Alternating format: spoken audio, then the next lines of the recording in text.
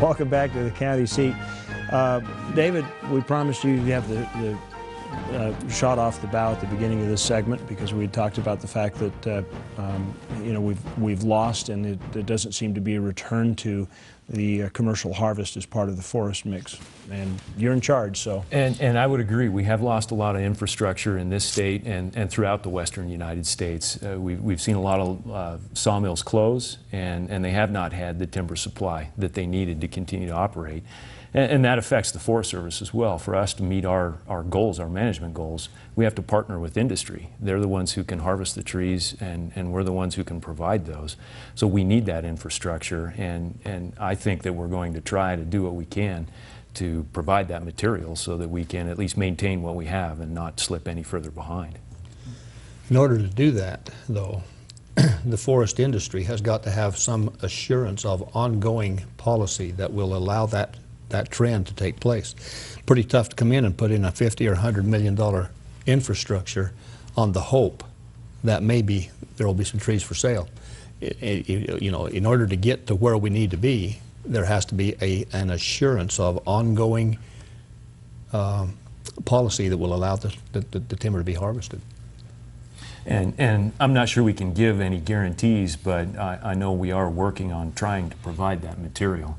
And I'm not sure how we would be able to give those guarantees. That's why, to me, it's important that we not slip any further behind, stabilize, and then see what we can do to build from here. My only concern would be that the fuel loads that are harvestable should be harvested. And my concern about moving in that direction is, and you mentioned that you couldn't guarantee that we would have ongoing policy that would allow the infrastructure to rebuild. My concern with that is that in order to make that a viable part of the process, it has to be ongoing. How much of reducing the fuel load can we do commercially, and how much of it is just going to have to be prescribed burns? What's the mix? What would you say, Darren? Boy, very good question. I don't know exactly what that mix would be, but as David mentioned earlier, a lot of lands were just, you have your hands tied. Wilderness, national parks, there's lots of ground there where we can't go in and do any harvesting. So certainly fire's got to be part of the mix to manage that. And sometimes it's going to be fires that were started by nature, but a lot of times I think that the preferable choice is when we light the match on our own conditions and the time and when conditions are right. I think industry is a big part. I think fire is definitely a tool in the toolbox. I don't believe it should be the preeminent tool. Well, we'd like to continue this conversation. We are. It's just not going to be on TV.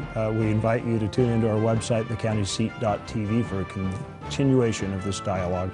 Thanks for joining us. We'll see you next week.